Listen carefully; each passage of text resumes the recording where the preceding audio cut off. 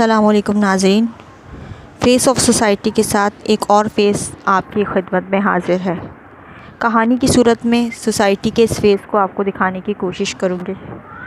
کہانی کا نام ہے دھوکہ۔ میں یہ جانور تمہیں 10,000 کا دینے کو تیار ہوں، مختار نے کہا۔ لیکن تم یہ اتنا کم قیمت کیوں دے رہے ہو؟ منشی نے کہا۔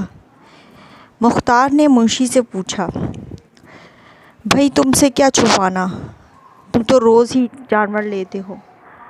اصل میں یہ جانور بیمار ہے اور مزید میں اسے رکھ نہیں سکتا، اس لیے کم قیمت میں اس کو فروخت کرنا چاہتا ہوں۔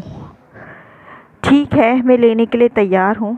مختار کے دل میں لالچ آ گیا، کم قیمت میں جانور مل رہا ہے، لیکن صرف 5,000 کا دے سکتے ہو تو دے دو۔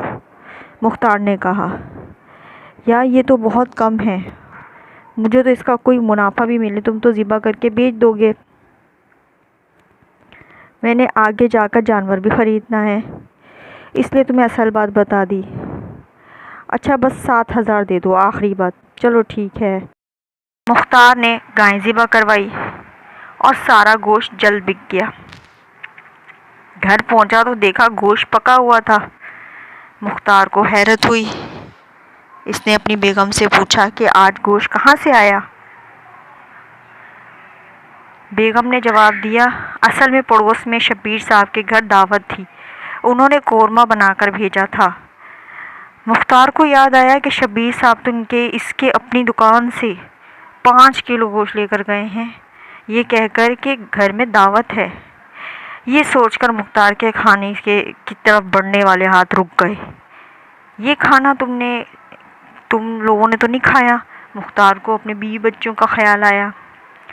ہاں، بچوں کو تو میں نے کھلا دیا تھا، میں نے آپ کے لیے رکھ لیا ہے، بیگم نے جواب دیا۔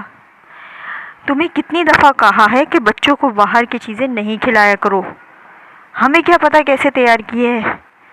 ارے یہ تو شبیر صاحب کے گھر سے آئی ہے، وہ تو ہمارے پرانے جاننے والے ہیں،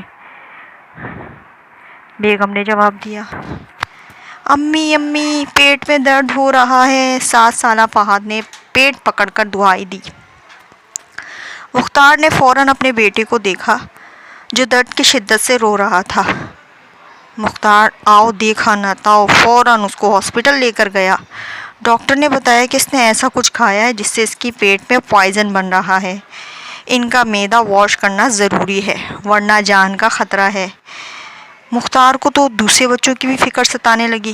جتنا منافع اس نے ایک دن میں کمایا تھا وہ سب بچوں کے علاج میں خرچ ہو چکا تھا، اس کے علاوہ دوائیوں کا خرچہ، سود سمیت منافع کو نقصان میں پلٹتے ہوئے دیکھ رہا تھا۔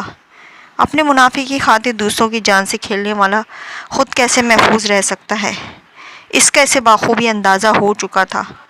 دھوکہ پلٹ کر واپس ضرور آتا ہے۔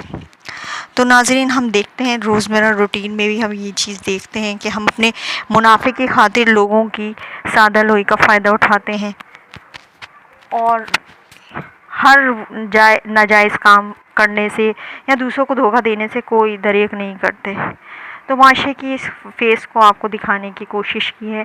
اگر آپ کو ہماری ویڈیو پسند آئی ہے تو ہمیں ضرور لائک کیجیے اور سبسکرائب کیجیے۔